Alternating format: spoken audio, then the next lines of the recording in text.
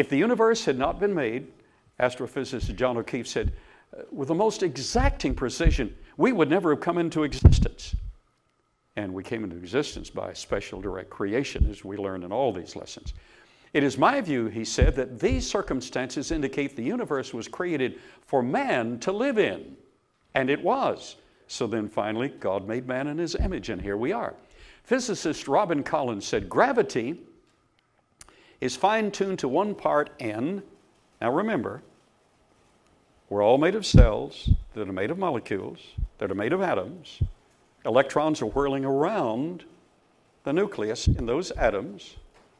And if the gravity were not specific, if it were greater, the electrons would spiral into the nucleus. If it were less, they would run out and the atom couldn't exist, and the molecules couldn't exist, and the systems couldn't exist. Or put it on a macro scale, if planets, if the gravity were not precisely right, the planets would either spiral into the sun, our planets, or careen out into space. What refinement is that? Gravity is fine-tuned to one part in 100 million, billion, billion, billion, billion, billion.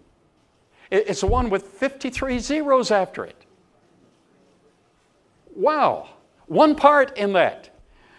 I'm beginning to see that somebody did this work, and he did it right. There was a time I didn't believe he did, but I was wrong. Framework design for the universe, the big picture. Brian Thomas, science writer at the Institute for Creation Research, reports that the newly unveiled 3D map of the sky offers yet more signs of its supernatural source.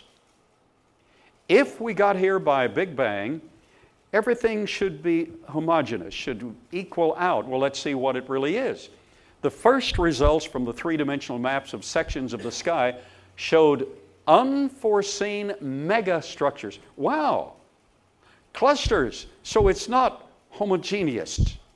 There are clusters, but that can't happen if it came from a Big Bang. That shows design and intent. In stark contrast to the random and even distribution that a Big Bang would have produced. That's homogeneous, random, and even distribution. Galaxies are instead grouped into clusters and superstructures. The new sky map, dubbed the Two-Mass Redshift Survey, or 2MRS, also confirms that a creator was needed, if you just look at the information. Like prior sky maps, this one shows huge, intricate structures in space that simply should not exist unless they were put there on purpose. What's this?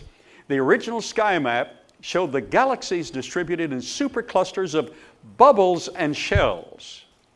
7 concentric rings to the galactic north and 7 to the galactic south. These galaxies, with their shells and systems, are surprisingly important to the systems of the Earth. The inertial forces experienced by objects on the Earth, and this is from science literature, are generated by the total combined gravitational attraction of all matter in the cosmos, including the most distant stars and galaxies. Because most of the matter in the universe is far from the Earth, this means that the greatest contribution to the inertia of objects, should take that L off, on Earth is made of by the most distant galaxies. They affect the movement of every finger. Space itself is essentially occupied by a cooperating lattice of subatomic particles. All of this is designed intricately to make life possible on the Earth. But what we're showing is this. These technical statements show, if you look at the evidence face value, Earth and our solar system in the universe, in our Milky Way galaxy, we as a system are at the center of the whole universe.